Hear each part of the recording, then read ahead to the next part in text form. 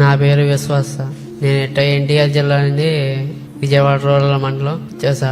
అంటే నేను ఇంటికాడ నుండి స్కూల్ నుండి ఇంటి దగ్గరికి ఉండేవాడిని, కానీ బయట ఫంక్షన్లకి వాటికి వెళ్ళేవాడిని కాదు సార్. అందరూ నన్ను ఎక్కిస్తారు, ఏంట్రా నువ్వు ఇట్లా ఉన్నావు, అరే ఏంట్రా నువ్వేంట్రా ఇట్లా ఉన్నావు, అది అని ఎక్కించేవారు. నేను బాధపడేవాడిని సార్. బాధపడితే ఇంకా స్కూల్కి వెళ్ళేటప్పుడు ఇట్లా మా సంధ్యారాణి మేడం గారు ఇట్లా చెప్పారు, ఇట్లా అరే గుంటూరు దగ్గర నంబూరులో మీకు ఇట్లా ఎవరెస్ట్ బేస్ క్యాంప్ కి సెలక్షన్లకి ఉన్నాయిరా, వెళ్ళరా ఇది అని చెప్పి, మీలాంటి వాళ్ళేరా అందుకు నువ్వు వెళ్ళరా అది అని చెప్పారు. సరే మేడం అది అని వెళ్ళా. అక్కడ సెలెక్ట్ అయ్యా. గండికోట అడ్వెంచర్ స్పోర్ట్స్ అకాడమీ దగ్గరికి వచ్చిన తర్వాత మేమందరం సక్సెస్ అవ్వాలని కాన్ఫిడెన్స్ గా వెళ్ళాం. అక్కడ కూడా మాకు మంచిగా సార్ వాళ్ళందరూ మాకు ట్రైనింగ్ ఇచ్చారు. బాగా మాతో ఫ్రెండ్స్ లాగా ఉండేవారు. అక్కడ సెలక్షన్ అయిన తర్వాత లడఖ్కి వెళ్ళాం. అంటే అక్కడికి వెళ్తామో కూడా లేదో తెలియదు. ఇంకా అలాగే కాన్ఫిడెన్స్ మేము వెళ్తాం, మేమంటే ఏంటో ప్రపంచానికి చూపించాలి అనే కాన్ఫిడెన్స్ మీద వెళ్ళాం. అక్కడ మేము సెలెక్ట్ అయింది. అక్కడ కూడా బాగా సారు మాతో అంతా కలిసి ట్రెక్కింగ్కి అవన్నీ 5600 మీటర్ యాటిట్యూడ్లో మేమందరం ట్రెక్కింగ్ చేసాం. మాలాంటి వాళ్ళకి ఇంకా మేమంటే ఏంటో ఇన్స్పిరేషన్గా తీసుకొని, అంటే మేము పుట్టాం ఎందుకు అని కాకుండా, అరే మేము పుట్టాం ఇట్లాగా వీళ్ళు ఈ అన్నోళ్ళు ఎక్కోళ్ళు చేశారు, అలా మేము చెయ్యాలి, మాకంటూ ఒక కాన్ఫిడెన్స్ గా ఉండాలి అనే ముందుకి. ఇంట్లో లేవన్నారు. ఇంట్లో వాళ్ళు ఈ నిర్ణయం తీసుకున్న తర్వాత ఏమనుకున్నారు ఇంట్లో?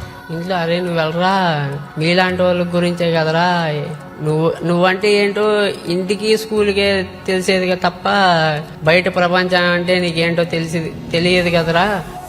స్కూల్లో ఫ్రెండ్స్ ఎవరు లేరు, ఎవరో మాట్లాడరు, అరే ఏంట్రా నువ్వు ఎట్లా ఉన్నావు, అందుకనే నువ్వు వెళ్ళరా, నిన్ను ఎగతాళి చేసిన వాళ్ళే మళ్ళీ నీ ముందుకు వచ్చి అరే వీడు ఇలా చేశాడరా అది అనేటట్టుగా నువ్వు ఎదగాలరా అది అని చెప్తారు. నన్ను మా పేరెంట్స్ ప్రోత్సహించారు. సో ఎవరు ఎక్కువ ప్రోత్సహిస్తారు, అమ్మనా నాన్న?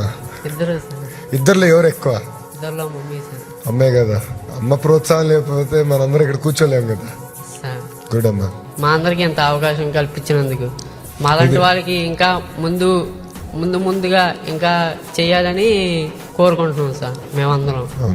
ఇంట్రెస్టింగ్ ఏంటంటే భారతదేశంలో ఎక్కడ జరగలేదు, ఫస్ట్ టైం ఇది జరుగుతుంది. సో చాలా సిస్టమేటిక్ గా చేయాలని మా ఆలోచన. ఇది కేవలం వన్ టైం కాకుండా ఎవ్రీ ఇయర్ మనల్ని ఐడెంటిఫై చేసి ప్రోత్సహించాలనేది ప్రభుత్వ లక్ష్యం.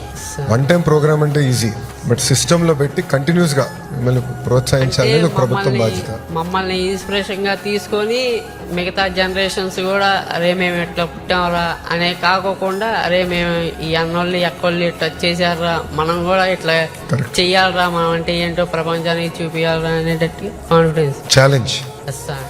జీవితంలో నా పాయింట్, నా థియరీ అంటే నేను బలంగా నమ్మేది ఏంటంటే ప్రతి కుటుంబానికి దేవుడు పరీక్ష పెడతాడు, ఏదో ఒక రకంగా పరీక్ష పెడతాడు. బయట నుంచి చూసినప్పుడు ఏమనుకుంటా అంటే ఆ కుటుంబానికి అన్ని ఇచ్చాడు అని అనుకోవచ్చు, కానీ పరీక్ష పెడతాడు.